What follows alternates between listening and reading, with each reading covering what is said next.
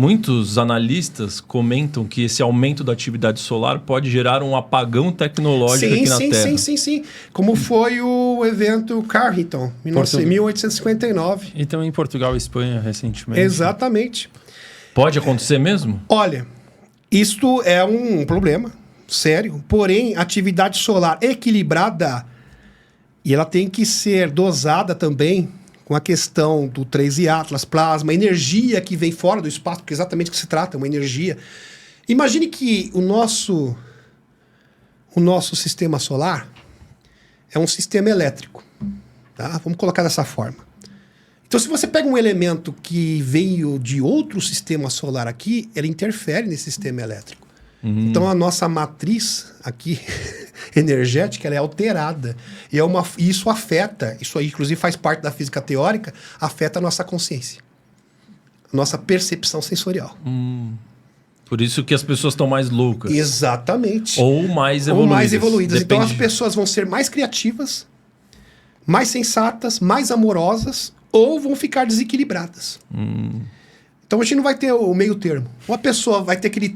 Mas isso é bom, porque é uma forma de empurrar esse 1% para que ele possa ser concretizado. Exato. Vai ao racha. Vai ao racha, porque esse 1% realmente atinge esse status evolutivo para a mudança do campo morfogenético. Seja quente ou frio. Se for Quente morto, ou frio. morto, Isso vem vou até na te Bíblia, vomitar. exatamente. Você fez uma boa analogia. A Bíblia fala que tem que ser quente ou frio. Morno não vai adiantar nada. Exatamente, chegamos nesse ponto que ninguém vai mais ser morno. E se você parar para pensar, todo mundo que passa por um despertar começa normalmente num momento de dificuldade, um momento de dor. Então, essa separação entre as pessoas que estão evoluindo e as pessoas que vão ficar desequilibradas, o desequilíbrio também é um motor propulsor para despertar, certo? Exato. Exatamente. Então já está tudo Só no combinado. morno que não desperta. Só no morno, exatamente que não. Nossa. Exatamente. E os acidentes UFOs que você falou? Pô, vamos falar um vamos pouquinho chegar lá sobre nos isso. acidentes Você acha UFOs. que dá pra gente abordar? Dá para abordar sim.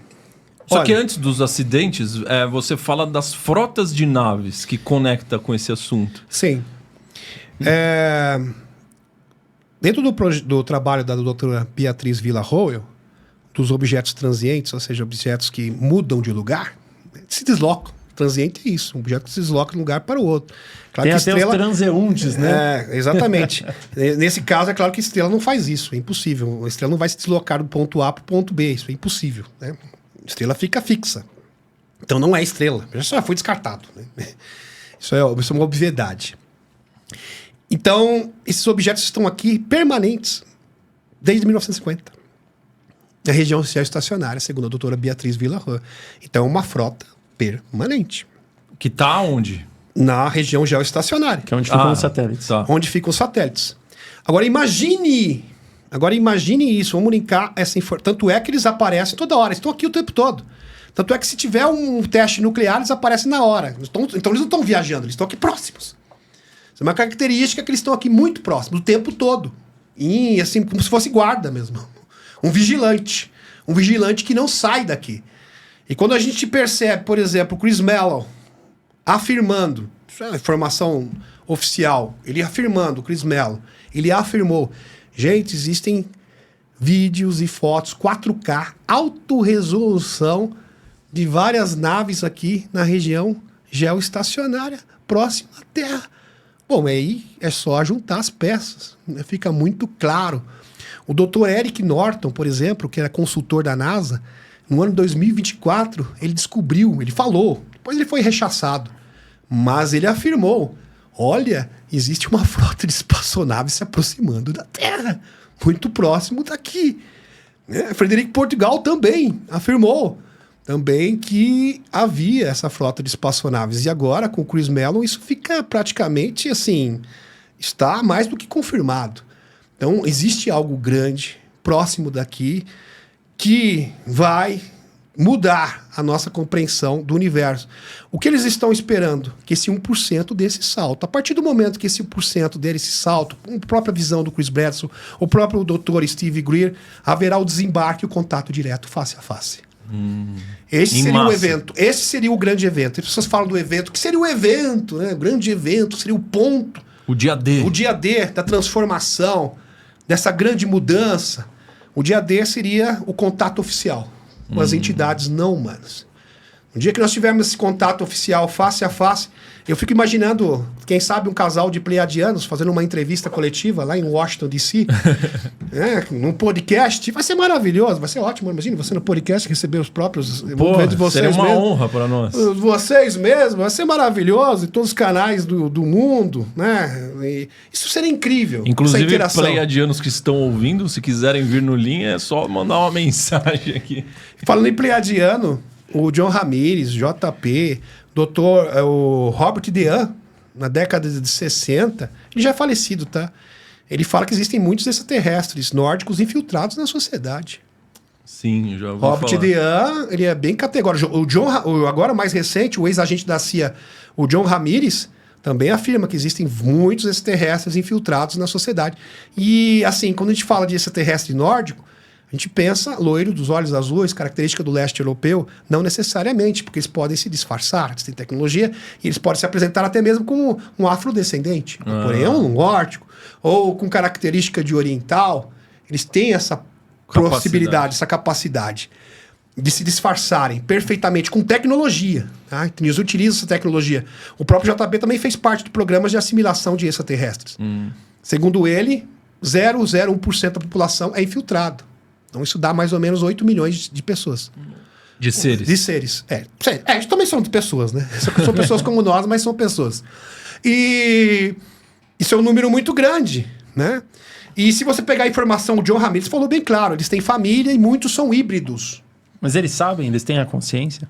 Os que estão infiltrados, sim. Talvez aqueles que casaram e tiveram filhos, os híbridos, talvez não. Eles não têm essa consciência. Mas eles conseguem interagir telepaticamente. Em algum momento eles serão chamados por algum propósito ou missão, né? Uma boa parte do tempo isso é omitido deles. Mas no momento oportuno, isso pode vir à baila, pode vir à tona. Para cumprir uma missão. Mas, Demis, você fala que tem as facções também, Tem certo? as facções. Tem, então, a facção boa, que seria os pleiadianos, e tem facções negativas, que não são boas. As facções negativas, é bom entender, a grande maioria delas são seres extrafísicos. Tá. Por quê? Porque o projeto Terra, imagine a Terra como um laboratório de seres extraterrestres. Você não quer que outras espécies negativas atrapalhem o seu experimento. Porque nós somos um experimento para eles. Tá? Então eles apostaram nesse experimento, eles apostaram em nós, eles investiram em nós. Nós somos um investimento. Um ativo. Temos que dar ativo. Temos que dar retorno. Positivo. É retorno positivo. Então eles investiram literalmente tempo e recursos com o planeta Terra e com a criação da raça humana. Por isso que essa informação é tão bombástica. Projeto adâmico. Projeto adâmico, exatamente. Por isso que é tão bombástico. Por isso que ele fala, mas se a gente falar isso, vai acabar com os pilares civilizacionais, vai ser uma grande quebra de paradigmas. O que eu posso fazer? Esta é a realidade. Então, quando você tem um projeto, você não vai querer que grupos concorrentes atrapalhem o seu projeto. Então, a primeira coisa que você faz é o quê? Criar uma quarentena. Então, você fecha os sistemas solar, onde está a Terra, para que nenhum grupo interfira no seu projeto. Ok? Pois bem, só que isso funciona com seres físicos. Seres extrafísicos não funciona, porque eles vão se deslocar, transitar pelo universo através do universo quântico, emaranhado quântico. E o canal de acesso para esses seres é a consciência humana. Então não existe barreira para ser extradimensional. Entendi. Não tem barreira. Não é que para ser físico funciona. Agora tem um porém. Um ser extradimensional, vamos supor um ser da quarta dimensão. Isso faz parte da física teórica.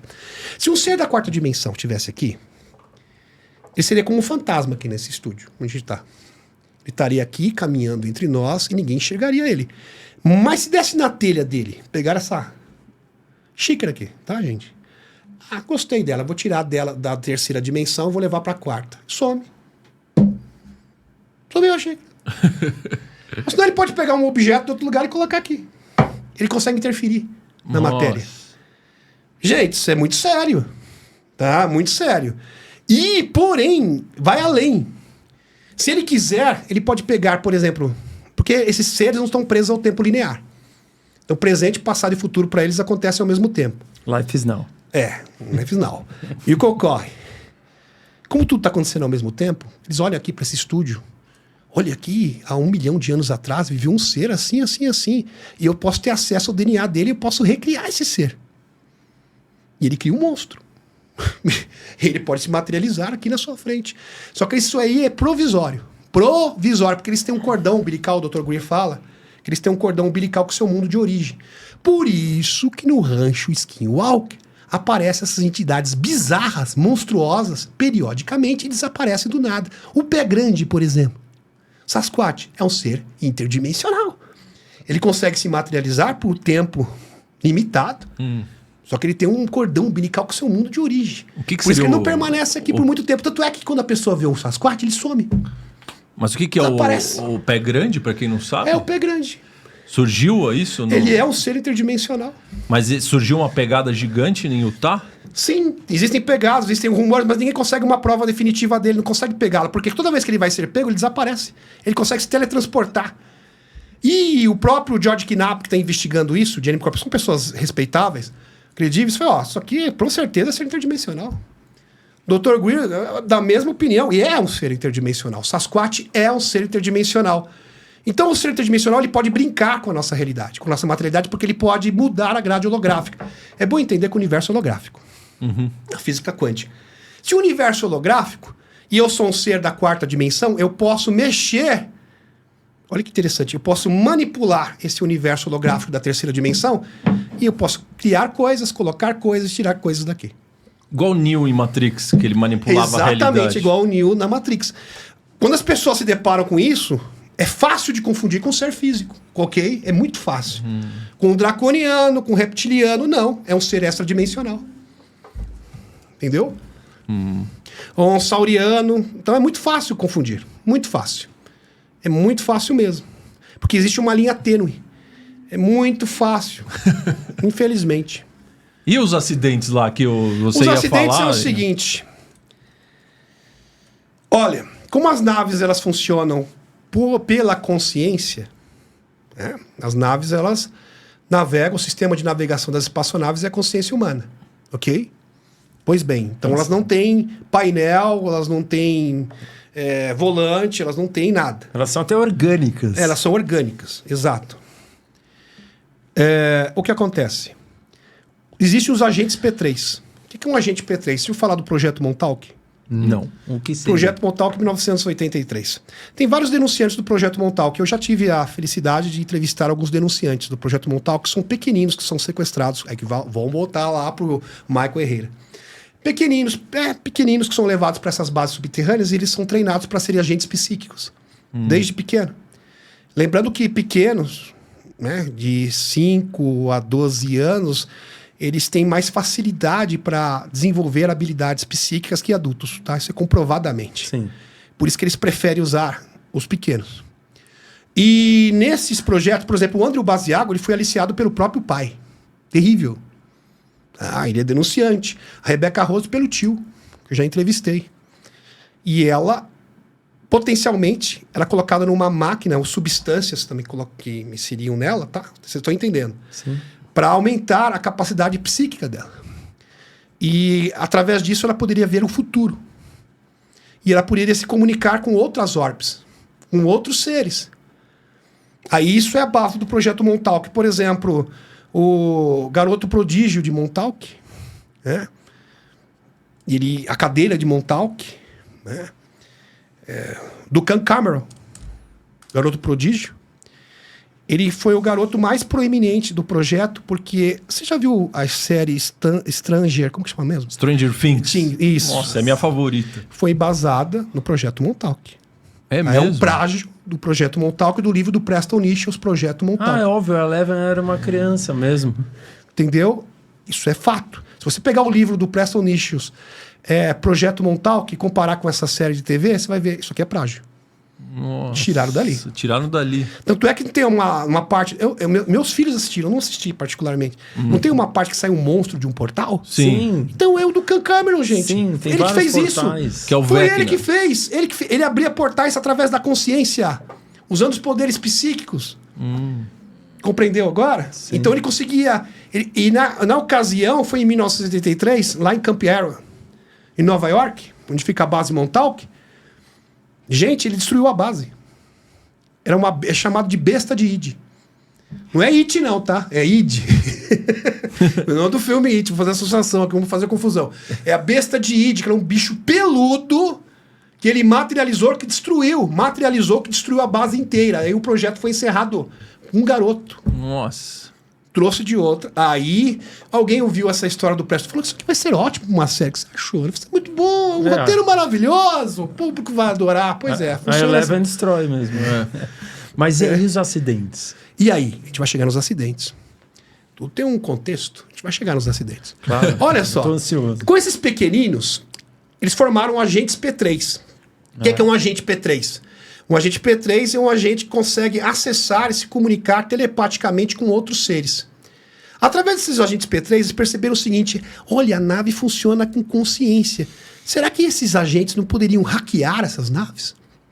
Hackear usando a consciência. Já que elas se movem. Exatamente, mesmo porque o sistema de navegação é consciência, isso deve funcionar muito bem. Eles perceberam que funciona.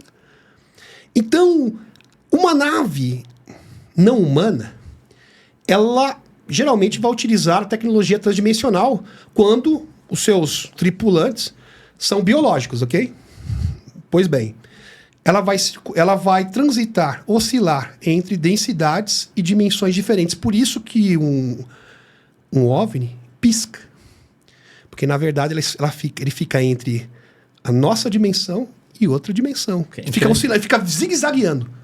Deu para entender? Fica zigue-zagueando entre nossa dimensão e outra dimensão. Isso é tecnologia transdimensional. Fica apagando e acendendo. Apagando e acendendo. Exatamente. Olha, na hora que ele acende, ele está aqui. Você não consegue interceptar ali com consciência o sistema de navegação. Esses pequenos conseguiam. E eles ficavam mais tempo na terceira dimensão do que deveriam.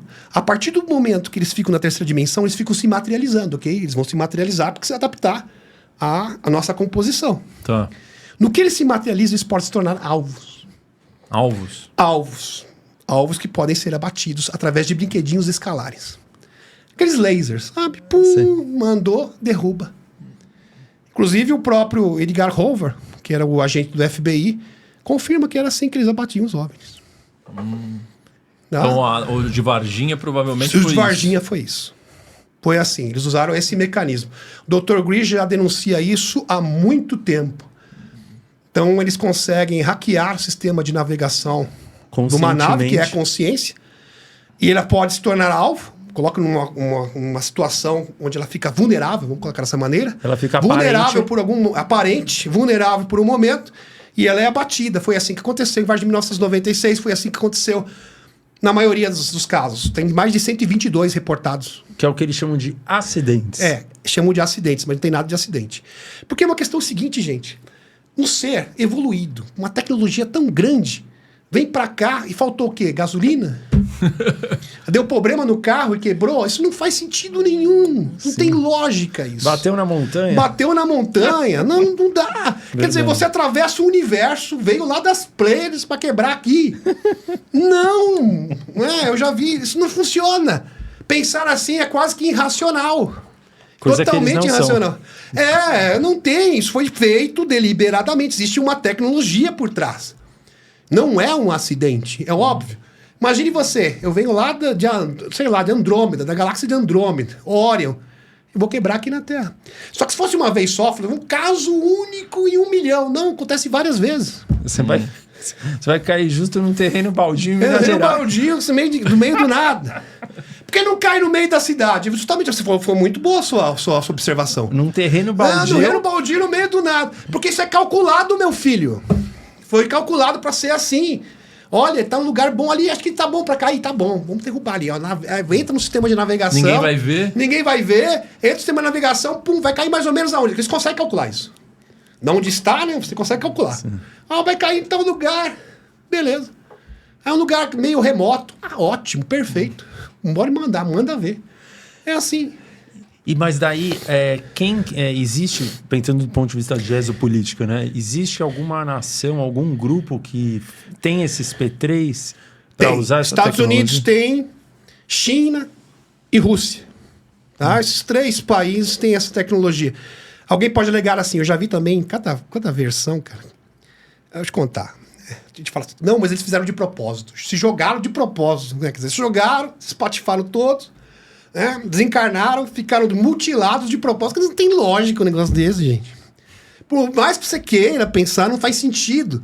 Se você quisesse entregar a tecnologia, você pousava a nave ali e ia embora, né? Deixa lá aquele carro que você deixa pro amigo, né?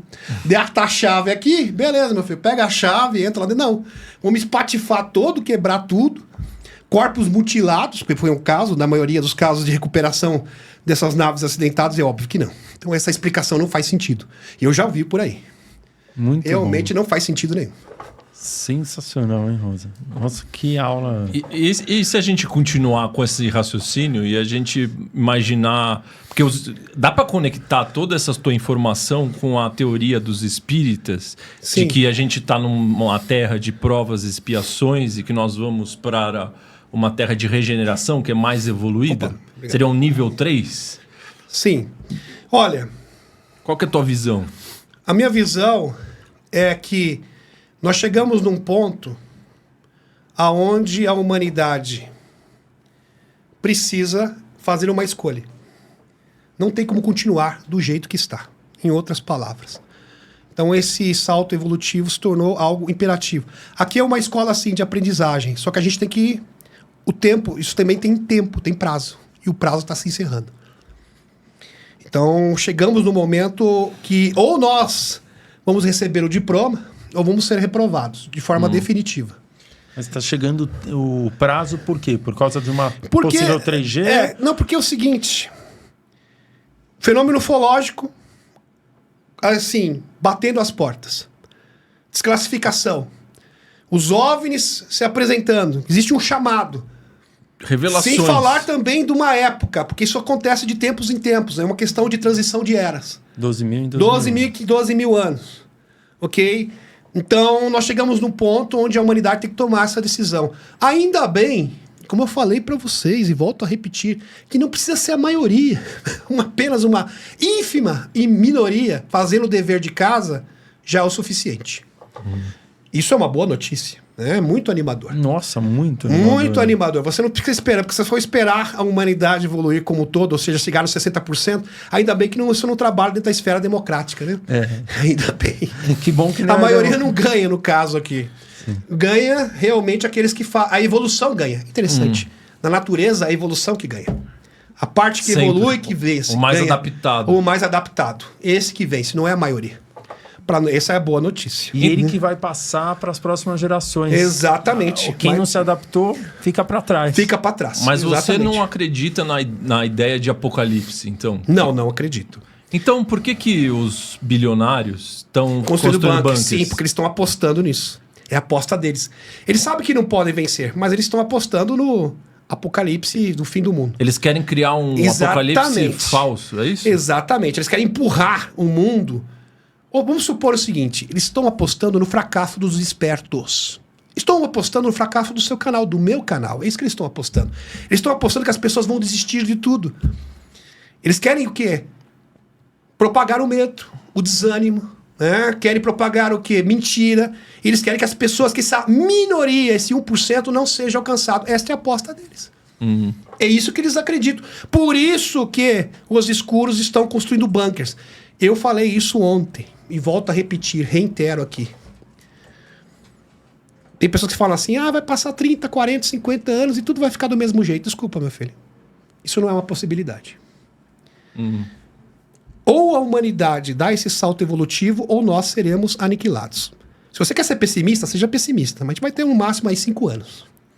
Tá? De perspectiva de vida, 5, 6 anos. Talvez no 2030 no máximo. Então, mas se não é apocalipse... Agora, se você quer entender que estamos numa era diferenciada e que eu percebo o amor, eu percebo pessoas realmente tendo uma nova percepção da realidade, como o coronel Felipe Corso teve e falou, um mundo novo, se você puder ser uma pessoa melhor. Se você entender isso de verdade e puder ser essa pessoa melhor, você vai ter esse mundo novo.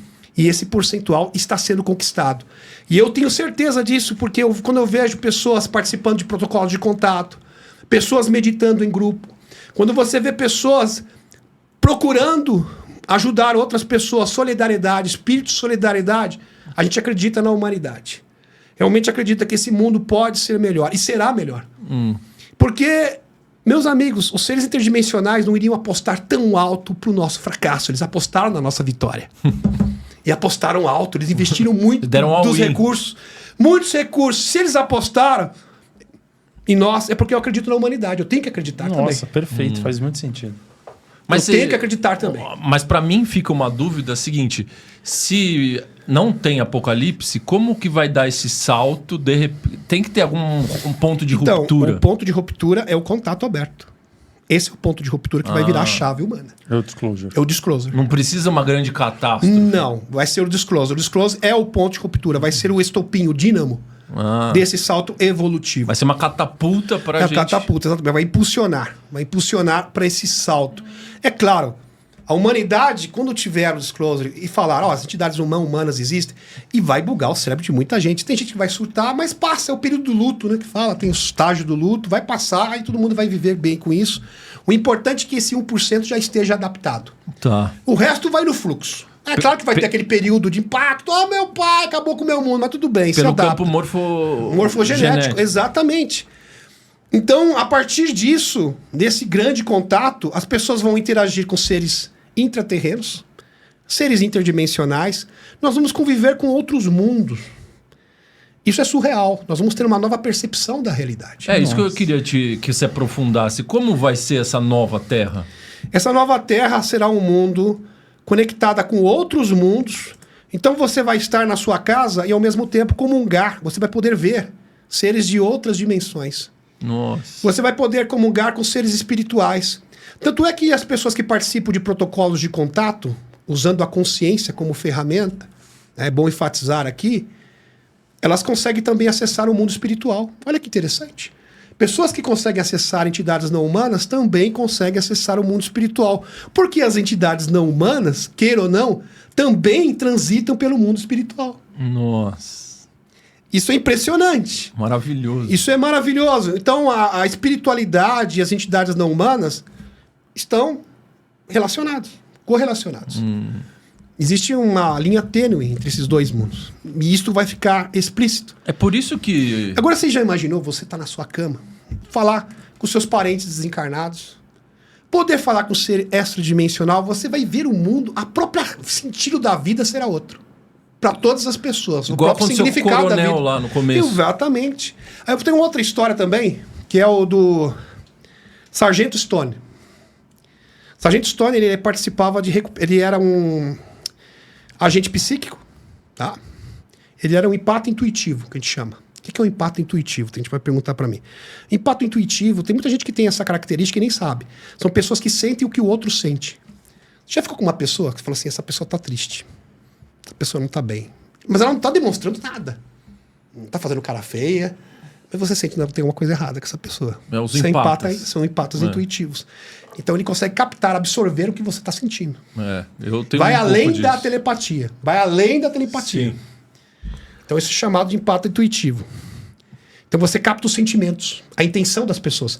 Tanto é que os empatos intuitivos são utilizados pelo Serviço Secreto Espacial até mesmo para testar se a pessoa está falando a verdade ou não. Porque eles conseguem pegar o âmago, a essência de cada um. Caramba. Isso aqui é picareta, hein? Isso é vergonha. Não, esse é verdade, é de coração. A gente percebe que vem de coração, está sendo autêntico. Pois é. Vamos lá. O próprio Ingo Swann foi um dos agentes psíquicos, tá? Da CIA, do projeto Stargate, dos anos 70. E ele fala que ele acredita que o mundo, no futuro, todos serão empatas intuitivos.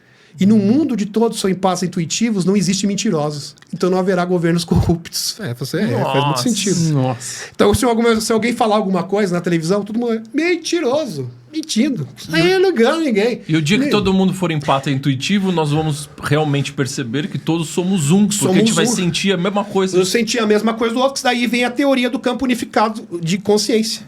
Campo unificado da consciência. Caramba. Então a consciência não é local.